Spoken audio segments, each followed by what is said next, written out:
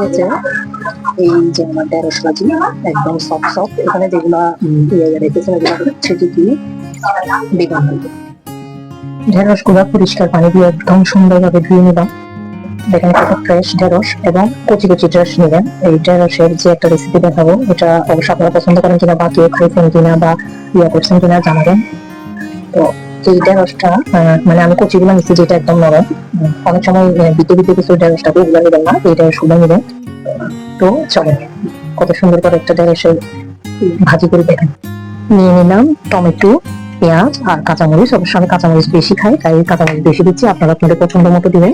এগুলো কিন্তু প্রচুর ঝাল, এগুলো আমাদের গাছের মরিচ, প্রচুর ঝাল কিন্তু। এগুলো এমনি দেখতে মনে হচ্ছে প্রচুর ঝাল মরিচ।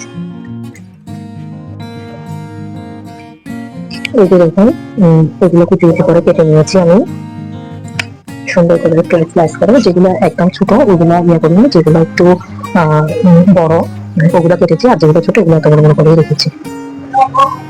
কাটাকাটির পর্ব শেষ। আমি টমেটো, কাঁচামরিচ, পেঁয়াজ এগুলো কুচি কুচি করে নিয়েছি।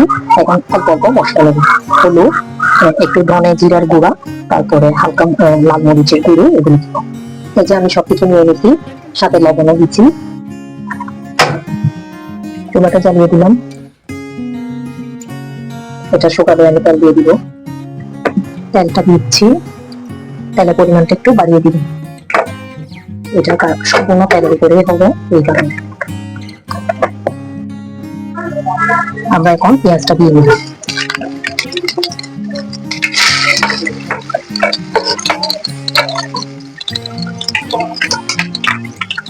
কাঁচামরিচটা দিয়ে দিব।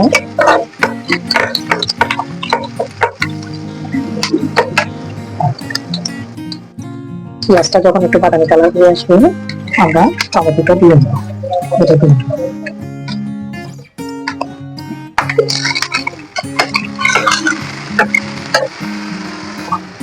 এরপর আমরা মশলাটা দিয়ে একটু তেলে টমেটো দিয়ে মশলা দিয়ে কষাবো। তারপর এগুলো দিয়ে দিব। এটা এখন আমি সিদ্ধ হতে দিয়েছি।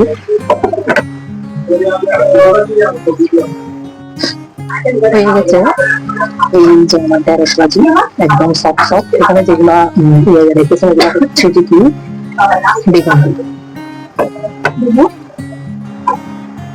এই যে ঢেঁড়স ভাজি